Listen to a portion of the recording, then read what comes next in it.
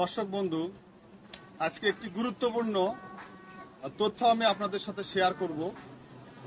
আমরা জানি যে আমাদের এই মানব দেহ মাটি এবং পানি দিয়ে তৈরি।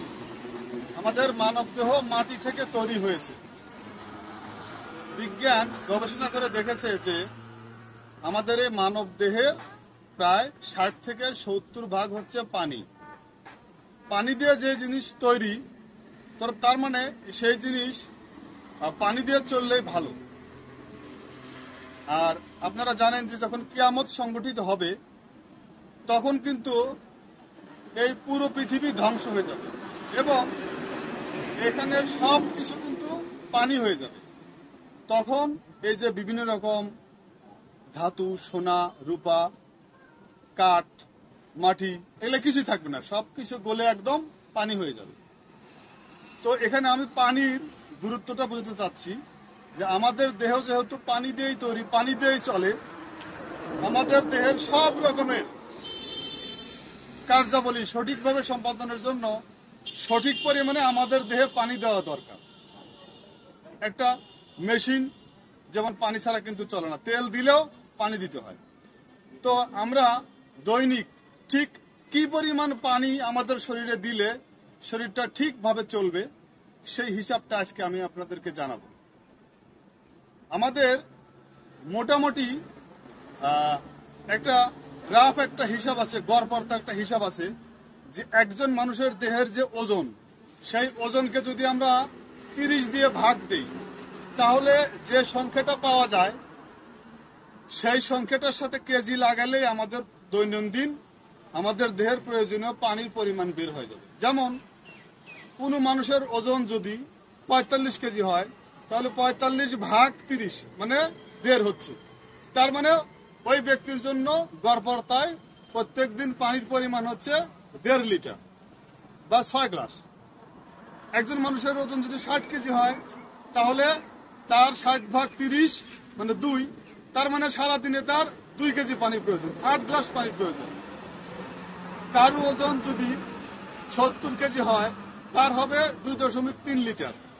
তো আমি স্ক্রিনে একটা লিস্ট বা চার্ট দিয়ে দেব, সেই চার্টে ওজন অনুযায়ী কার প্রত্যেক দিন কি পরিমাণ পানি পান করার প্রয়োজন সেটা চার্টে আপনারা দেখতে পাবেন।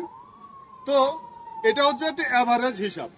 কিন্তু যদি কখনো আপনি গরমে থাকেন বা বেশি পরিশ্রম করেন তখন কিন্তু আপনার শরীরে ঘাম বেশি হবে এবং ঘামের সাথে পানি এবং লবণ বের হয়ে যাবে। তখন আপনার শরীরে এই যে গড় একটা হিসাব, এর সাথে বেশি পরিমাণ পানির প্রয়োজন হবে।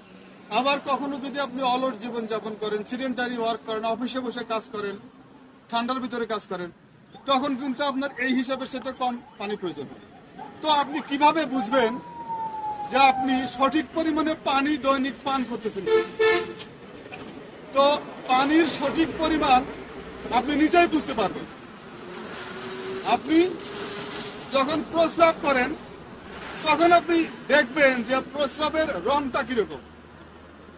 প্রস্রাবের রংটা যদি খুব গাঢ় হয়, গাঢ় হলুদ হয়, প্রস্রাবের রংটা যদি অনেক গাঢ় হয় তাহলে বুঝবেন যে আপনার পানি খাওয়া কম হচ্ছে পরিমাণে। আর যদি দেখেন যে আপনার পরিমাণ পানির প্রস্রাবের রংটা ঠিক পানির রঙের মতোই মানে ফিটফিটে সাদা, তাহলে বুঝবেন যে আপনার পানি খাওয়ার পরিমাণ বেশি হচ্ছে। আসলে প্রস্রাবের সঠিক কালারটা হচ্ছে হালকা হলুদ, কিশোর হলুদ। তো এই প্রস্রাবের কালারটা দেখে আপনি বুঝবেন যে আপনার পানি খাওয়ার পরিমাণ ঠিক আছে। আর আমি যে চার্টটা দিয়েছি সেই চার্টটা অনুসরণ করে আপনারা আপনাদের দৈনন্দিন পানি পানের সঠিক পরিমাণটা হিসাব করে এভারেজে খেতে পারেন। এই তো বললাম যে পানি কিভাবে খাবেন। তো পানি এখন কি পরিমাণ খাবেন সেটা বললাম। তো কিভাবে খাবেন পানিটা? এই পানিটা আপনারা সকালে খালি পেটে উঠে মুখ পরিষ্কার করে আপনি কিছু অল্প পানি পান করতে পারেন। এরপরে প্রত্যেক বেলায় আহারের সময়, আহারের শুরুতে অল্প একটু পানি পান করলেন, মাঝখানে 1 ঢোক পানি পান করলেন, শেষে অল্প পরিমাণ পানি পান করলেন এবং খাওয়ার পরে খাওয়ার পরে, খাওয়া শেষ হলে মোটামুটি একটা আধা ঘন্টা সময় পরে আপনি হিসাব করে এই পানিটা ভাগ করে খেয়ে নেবেন। খাওয়ার সময় অতিরিক্ত পানি পান করলে যেটা হবে সেটা হবে হজমের সমস্যা। আর যদি কম পানি পান করেন তাহলে কিন্তু আপনার হজমে ব্যাঘাত ঘটবে।